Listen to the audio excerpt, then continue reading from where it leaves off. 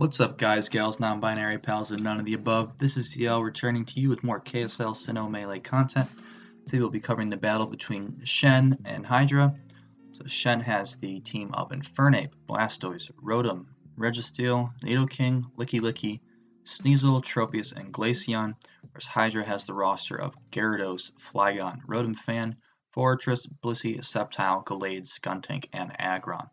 So a big theme of Hydra's games thus far has been leveraging the strength of this huge value pick on the Tier 4 Gallade. Sword Stance fighting types have been going off this tournament, but Tshen has probably the best fighting type in the whole format in Infernape. But Hydra does have some tools against it, but Infernape obviously doing very well against Hydra's bulkiest Pokemon in the Fortress and Blissey, hitting them with the super effective stab moves. But Hydra does have Gyarados, which resists Infernape's dual stab and has Intimidate this generation. So it could be cool to see how Hydra tries to leverage Gyarados' natural bulk and defensive utility of the matchup, as well as Flygon resisting fire as well.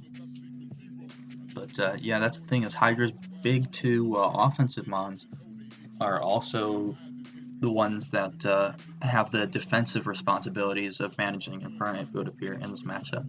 Yeah, obviously Infernape looking very, very strong, especially if he techs on something like a potential HP Electric for Gyarados, could be very, very scary. Something like a mixed or special Infernape.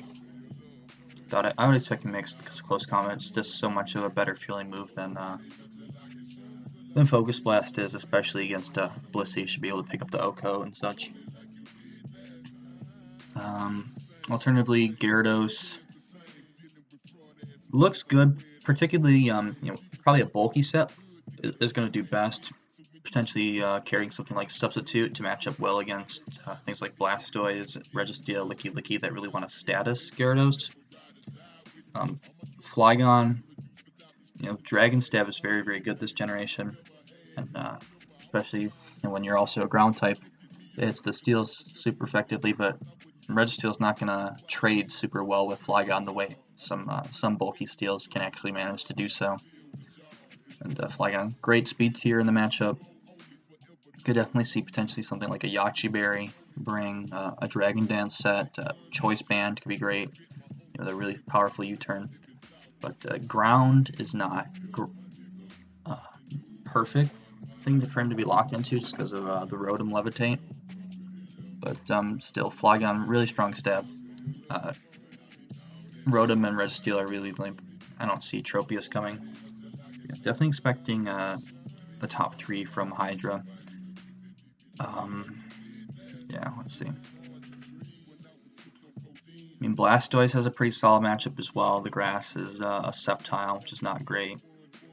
And it's kind of probably going to be a physically defensive Blastoise to try to help check things like Gyarados and Flygon. Hydra's top mons are a little on the physical heavy. Sceptile and Rotom are kind of the big special mons, and they don't hit nearly as hard. Stuff like Gyara, Flygon, and Gallade do. And alternatively, Nidoking is a great balance breaker, even without Sheer Force. And so that could be a big threat against Hydra's team that has access to strong coverage moves like Flamethrower, Focus Blast, Focus Punch even is a great tech that you sometimes saw for Blissey and UU. Ice Beam, Thunderbolt, and it's kind of pick your poison against Nidoking. Earth Power, Sludge Wave, of course, always good. Even something like a Sucker Punch could come out. That's something that Tshen was showing in one of his earlier games. And the Sneasel is also a potential bring just for the utility that the Ice Shard Pro already brings. Obviously fantastic against Flygon and Sceptile, and even can pick off a weakened Gyarados. Without further ado, let's get into the games. We got Tshen versus Hydra here. We got the Nidoking lead versus the Aggron lead.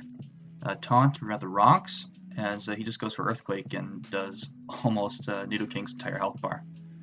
Predicts the ground move in return to try to hit the Aggron.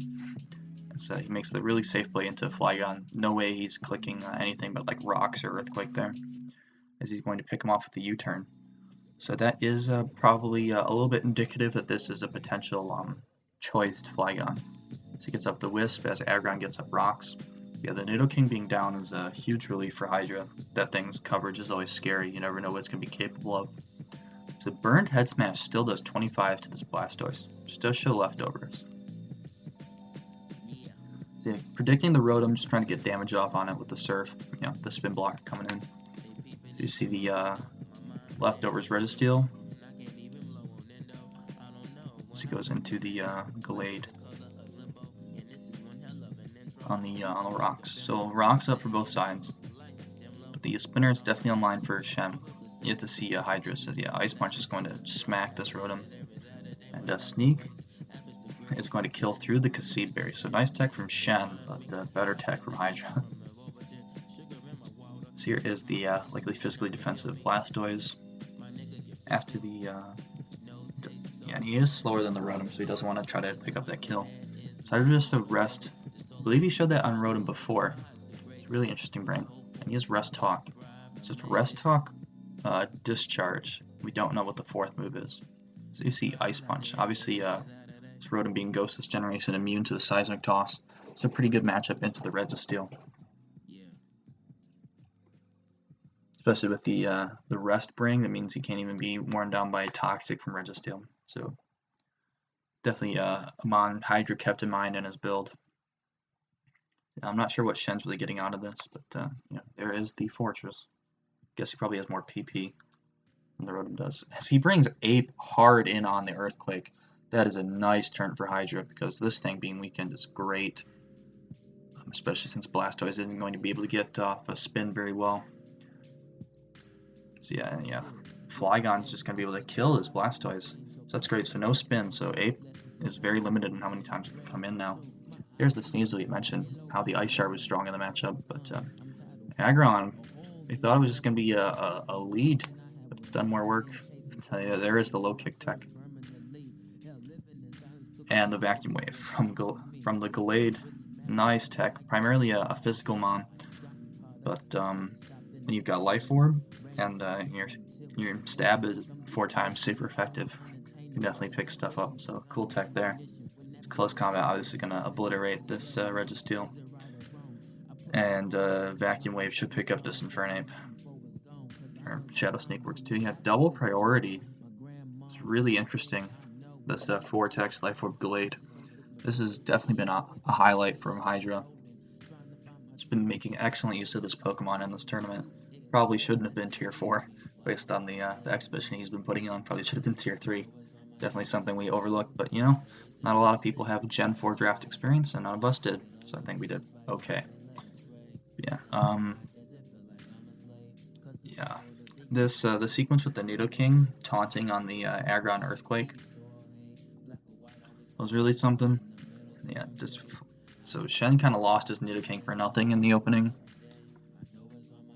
and going hard Ape on the Fortress Earthquake definitely set Tshen back. I mean, if the Ape was healthier, he wouldn't have been able to be picked off by the Glade Shadow Sneak, obviously. Yeah, the Blastoise was never able to get a spin off. He didn't really tech very well for the Rotom. I think he could have considered maybe putting Dark Pulse on Blastoise, try to hit the Rotom harder on the switch and punish him for trying to spin block. The Registeel just is extremely passive and didn't do anything, just kind of clicking Ice Punch over and over again. Yeah, it just felt like Hydra had all the plans and all the cards in this game, and Tshen was just he's kind of like the New York Jets this game. You know, he doesn't play football. Football happens to him, and that looks like the story of this game. Anyway, so thank you all for watching, and looking forward to the next video.